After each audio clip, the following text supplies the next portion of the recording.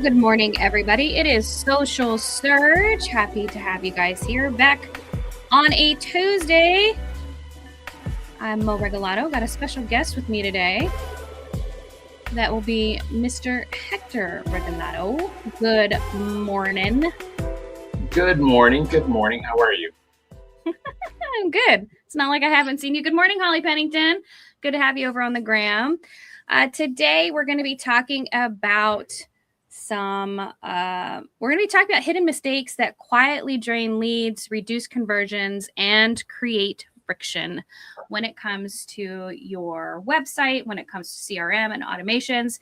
But before we get all started in that, Mr. Hector Regalado, who everybody knows as What the Heck, he is my he is my right-hand man.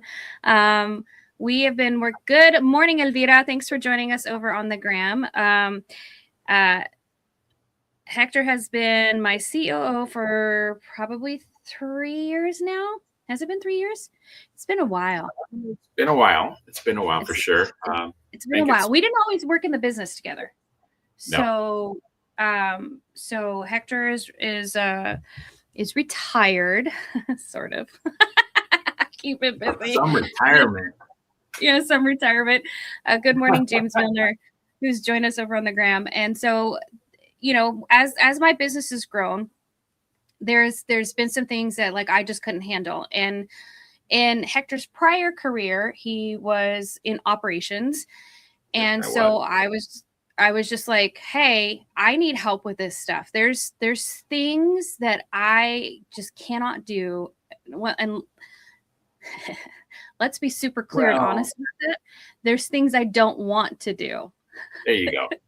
Not that you can't. It's not that you don't know how. You would prefer not to. And that's fine. That's where I step in, right? Yeah, that's where he comes in. And so he actually helps out with all of the operations. He handles all the back office. He schedules meetings. He actually keeps me on track and reminds me of when I have stuff to do. So, Hector, why don't you say good morning I'll actually let you talk now.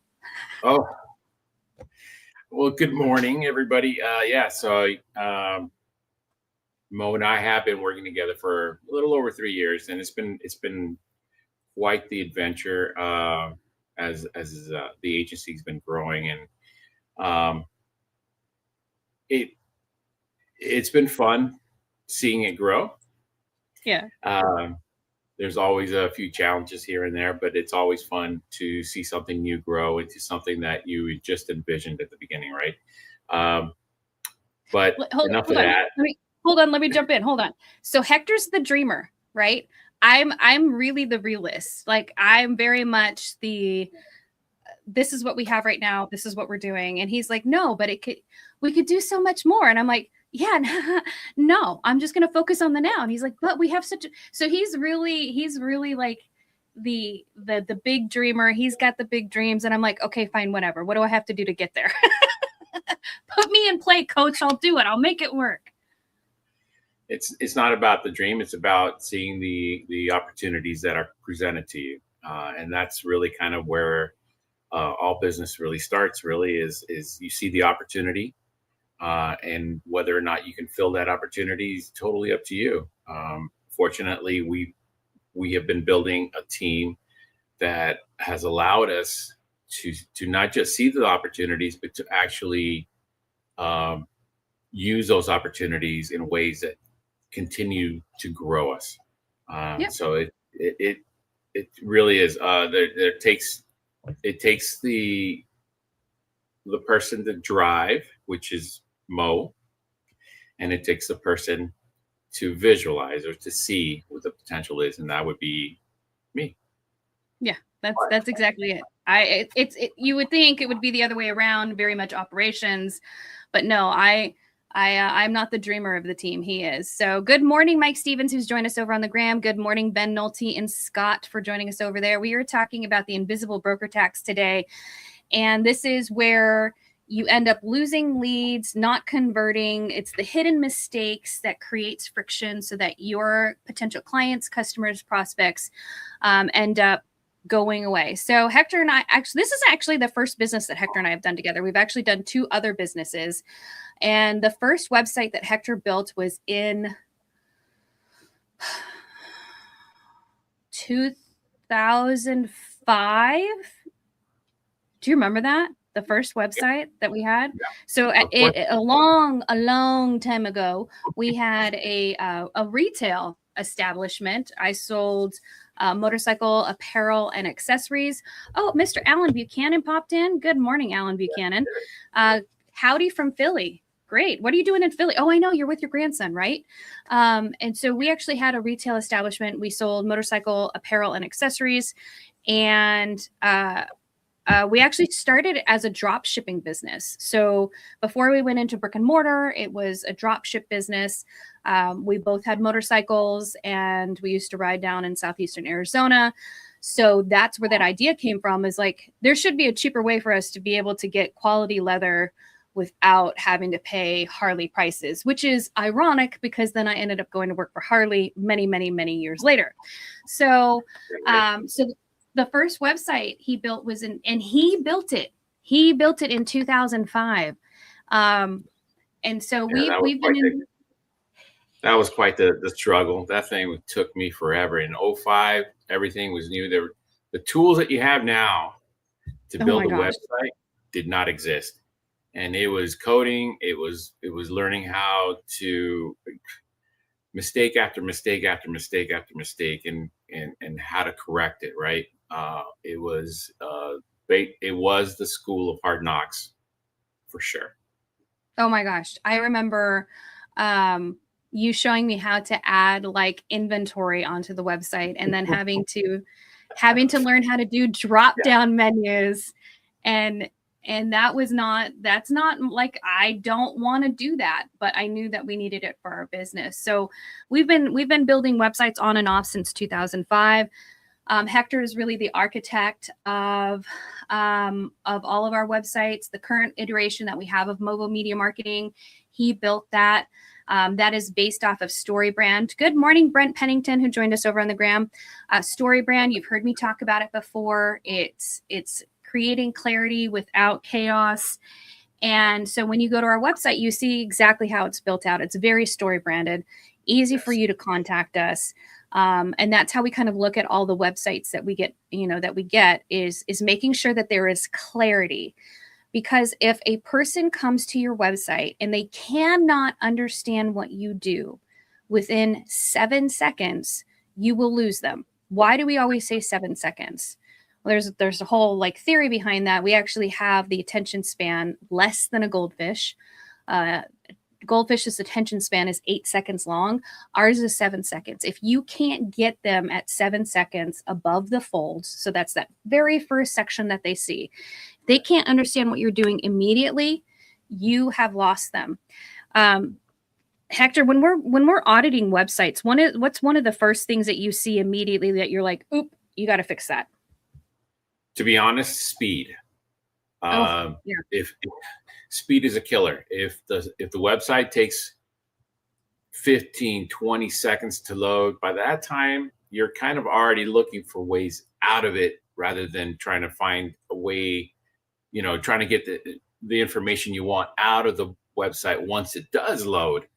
So speed is the number one killer. If you have a heavy image website or video website, a lot of people still try to embed video straight into the website, and that it really eats up a lot of the memory and it slows the videos down immensely. Obviously, the best way to do it is just link it into your YouTube. It'll do 2 things. 1, it'll load quicker, but 2, if your video is on YouTube, that means you have a YouTube channel. And if you have a YouTube channel, that's also another big benefit, because you're linking out of, you have a link out of the website, but also on your YouTube, you should be linking back to your website. So link backs, you're always looking for best ways to use your link backs. This is one of the easiest ways to use it. Don't avoid it. It helps out a lot with speed, but also with your SEO. So I think one of the other thing that you and I we always look for immediately is that, and this is so weird to me.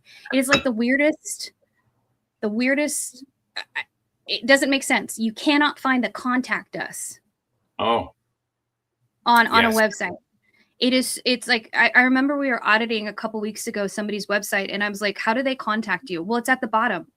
Okay, if I can't find a way to contact you, I'm not scrolling all the way the hell down your website to go contact you. You've already, Right. like, it seems so stupid, right? Like, why wouldn't you just scroll down? But if I'm saying that, if I'm saying, like, I'm not going to scroll all the way down to go click a button to contact you, Mm. then you know, and I know websites, then you know the person that doesn't know websites is like, where's the contact button? Okay, done. I'm done. I'm out. Again, it's the attention, right? How are you grabbing your audience's attention? If you don't have a good CTA, right, a good Mm, way for them to see how to contact you, a call to action, pretty quickly. Now we again, Mo said that we do you use StoryBrand's wireframe systems for yep. building our websites. That system shows you exactly where you need to put your call to actions, right? One up on the right hand corner, it could be on the left, but most people look immediately to the right hand corner of the website. It's just natural for it's just the way we look at things. When you look at when you first land on a website, take a look at where exactly your eye is drawn. A lot of the times, it's drawn straight up to the right hand corner. There's your, why isn't your call to action right there? Mm, yeah. Right. Then right after that, there should be a follow up one. Why? Because again, you're wanting your audience to know that there's a way for them to get a hold of you. There's a way for you to get more information, whether it's just exactly that. How contact me. What more information, whatever the call to action is, it should be there for them to be easily accessible so they can just go ahead and do it. The less work they have to Mm. do to go through your website, the longer you're going to hold on to them and the better results you're going to have. Right. It just comes down to like brain power. If you make somebody think too much, and it Mm, seems like it seems so stupid, but seriously, if you're causing that person to have to use brain cells that they don't want to use, they're not going to use them. And nope. so the easier that you can make it, remove the friction, right? Remove that friction, make it so easy that they can contact you in so many ways. Um, you know, the framework that we work on when it comes to websites is, who do you help? What do you do? Why should I care? And what do I do next? Right? So the person comes to the website. Who do you help? Well, we help busy commercial real estate professionals do social media, right? That's actually not what it says. I'm butchering that really badly. Yeah. Then we explain that we create content, curate content, do all that stuff, right? And then we give them a reason why they should care, right? What is Mhm. the reason why the person who's on the website should care? Do you identify as a busy commercial real estate professional? Do you not know how to do social media? Are you Mm. like, just, you need to be on there, but you don't know what content to create? And then you give them the next step. What do I do next? That call to action. You can click, you can schedule an appointment, you can talk to Mo, you can do all these different things. People landing on your website shouldn't have to need a treasure map just to find X, right? They shouldn't be able Right. to, they shouldn't have to do that. Good morning, DB, and good morning, Marcy Moneypenny, joining us from Denver. So, I would encourage all of you, if you do have a website, pull it up, take a look at it. Say, is it easy for somebody to, like Alan Buchanan? I know that he just recently he did a website for his book, The Sequence. You're going to want to, take a look at the website. Is it easy for people to purchase the book, right? Is that something where they can there's a big button that says buy now. If somebody has to scroll down multiple ways, Alan, I think also for you on that website, you should probably put a speakers page so you can start going to events and stuff like that and talking about The Sequence. Anyway, I could. Oh, I'm not trying to pick on you, Alan. It's just you were right there. You're right in front of my face, and I know that you have the sequence that you just launched a few months ago, and we talked about a website at the SIR conference, and then immediately you went out and built a website with it. I forget which platform you used for that. Now, here's something else that I want to mention. So they're on the website, but then the biggest miss, I think, is that there is no lead capture. Oh, yes, that's another big one. Especially if you're in sales, right? If you're looking for leads, and somebody lands on your page, there's interest there. I mean, obviously they didn't randomly find you. Do you know how many websites there are on the web, on the interwebs? There's billions of them, but yet they landed on your website. But there's nothing for you if there's no CTA for them to get a hold of you, right? If there's no form for them to fill out and say, hey, email me, here's my email, here's my contact information, whatever. How are you going to know that they were there? First of all, second of all, how are you capturing them in your CRM? And if you don't have a CRM, then you're losing money. You're just literally just letting it wash out, right? Right. So that's the next step in the process. So we talk about, do you have something on your website that is downloadable? Can they fill out a contact form? Can they book a meeting? Can they request more information? Is there a white paper or a report that they can do? Then you hit on it. The CRM, right? I don't remember who we were talking to recently, and we asked them, what are you using as a CRM? And I can't remember what they told us, but we both just kind of looked at each other and we're like, okay, how's that working out for you? And they're like, it's not. I was like, all right. There's surprisingly still to this day, there are a lot of people who use an Excel spreadsheet of some kind, whether it's Google, Microsoft, whatever, Apple. We all call it Excel spreadsheet. It's just an Excel, right? And that's fine. There's nothing wrong with that, especially if you're really good at formulas and you're just a big nerd about it. That's fine. I mean, there are things you can do with an spreadsheet that I honestly today I still get surprised. Like, really, you can do that? Wow, that's amazing. But for the common folk, for those that aren't really that into an Excel spreadsheet and that would rather have something easier to manage, a CRM. And I know there are some CRMs out there that are extremely confusing, but if you find the right one and you take the time to actually learn how to use it, that CRM will be your best friend. Mm-hmm. It'll provide you dates. It'll provide you follow-ups. It'll provide you, the contact information. I mean, you can put in their birthdays. You can put in their anniversaries. I mean, there's so many ways that you can make those touches with your clients, and it's all in your CRM. It's all easily available, and it just if you're not using a CRM, please. Reach out. We'll help you get going with that because it's extremely valuable. Yeah. So it's all well and good to have a CRM. So you do have the system set up, but then one of the big misses and one of the ways that brokers are paying that invisible tax is when they don't have automations set up. And automations don't. Marcy, what do you mean by examples?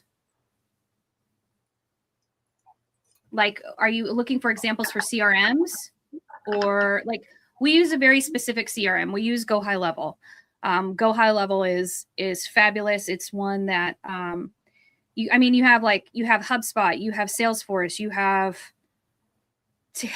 Constant Contact. I guess is technically a CRM. It does. If you go to the website, it does call itself CRM, email system /CRM.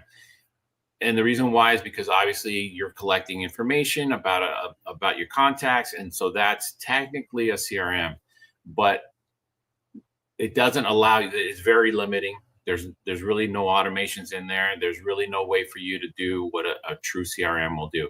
HubSpot is great. So is Salesforce. The downside to them, they can get costly because they do charge you constantly for additional things. If you have so many contacts in those CRMs, and you go one beyond, they charge you more. If you want to do certain automations, they charge you more. If you want to do certain other things, they charge you more. I mean, there's just goes on and on. The system that we use, we go through Go High Level, yes. So our platform, it does allow us to do all those things without charging the extra stuff. So for somebody who's looking for a good system without breaking the bank, that's a good way for you to get started. From there, I mean, you build it out however you want. Yes, it is best for the cost. Yeah, Go High Level. Again, it's probably the most affordable one. And if you Right. look around, you're going to see that, especially right now with the big AI boom, you're going to see a lot of people building their own. Question: is that the best use of your time? Do you? Those CRMs they have so much packed into them, and it's taken them years to do and to make sure that it flows properly. And here you are. Can you do it? Oh yeah, you can do it. How much time do you have? Right. Would you rather be talking to a client, or would you rather be sitting in front of the computer trying to figure out and pulling your hair out, if you have any, because I'm certainly not. It's But still, the point is that it does take a lot of time, right. and you have to constantly refine it. And the other thing about those builds, real quick, is that there are security features built into the CRMs that are out there, that if you don't know what you're doing when you're working in building out something like a CRM, you could potentially be exposing your clients' Compromise that information. data. Exactly. And so if you're going to do it, great. More power to you. Just make sure that your stuff is secure, because Right. there's a lot more. Can an AI build a website? Of course. Can an AI build an app? Yes. Do you know how to read code? Right. Do you know how to secure that code? Because if you don't, that's where and you'll see a lot of news, a lot of reports about how this person built this, and then all of a sudden there was a security breach. Well, the reason why it was a security breach is because it wasn't hard for the hacker to hack it. I mean, to be honest, there are some hackers that go out just to try and challenge themselves to break into something that's supposedly unbreakable, and they break into it. So if they can break into that, picking up somebody's AI built system and tearing it apart, it's not that hard. So Marcy, for your question, you said best for the cost. We think Go High Level is fantastic. We have a lot of experience with it. Lots of different things and automations that you can set up, landing pages that you can set up. There's so many features to it. It's freaking like crazy. But for the cost, it's the best one. Now, best CRM to use, it's whichever works for you, whichever one. As we've been in this business for a little bit, working specifically with commercial real estate professionals, that seems to be the biggest question: is which CRM should I use? Which CRM are you actually going to learn and use? That's it, right? That is the biggest thing. I see a lot of people jumping. Well, I didn't like this CRM, so I moved to another one. And then I didn't like this one. So the questions you need to ask yourself with your CRM is, what exactly do you want it to do? Right? Right. How you need to be clear on what the workflow looks like. So when a lead comes in, where does that lead drop into? And if that requires you to put it out on a freaking whiteboard, we're like, okay, website lead comes in, it drops here. Now I want it to go here. The next step is automations. Do you have automation set up that they're going to get an immediate response? They're going to get a thank you email. They'll get a follow-up email. And then there's the reminder touch point. So this is all a part of that whole marketing ecosystem that we've been talking about for years, which is how are you staying in contact with those people? They may never connect with you on social media, but they read your emails. Even though they don't respond to your emails, they open the emails and they look at those, or they download the reports when you put the reports out there. But if you have 57 workflows and none of them finishes one job, then all those workflows don't mean anything. So you don't have to have a shit ton of workflows. You just have to have a few that actually go from start to finish. And Russell's right. Monitoring touch points is crucial. You have to monitor those touch points. You have to pay attention to the information that's going out. We're actually coming up on time. And I guess the one thing I want to ask you is, what can somebody do today to fix their website? What's the number one fix they can do today? The easiest thing goes back to the load time, right? If somebody goes to your website and it does go 10, 15 seconds, you're going to lose them. So the easiest thing to make sure that at least you get them to stay on your website is to reduce that time. How you do it, again, I would look at if you have videos, if it's a video heavy website, either change it to images so that it reduces that load time, or link it to a YouTube channel. There's all kinds of video storage platforms out there. YouTube's not the only one, but again, YouTube does help with the SEO. So I would highly recommend using YouTube and linking it back and forth. If you do have a lot of images, either reduce the amount of images, because that also slows you down. If you don't have a compression plugin, let's say for WordPress, there are a lot of compression plugins for WordPress and there's plenty for all the other ones as well. I'm just using WordPress as an example, but it compresses the image so that the load times are quicker. So that's what I would really recommend anybody who's trying to improve their website a little bit and not have to do a whole lot. Look at your load times, figure out how you can reduce that load time to under 5-6 seconds. That's pretty acceptable, but try to get it under. And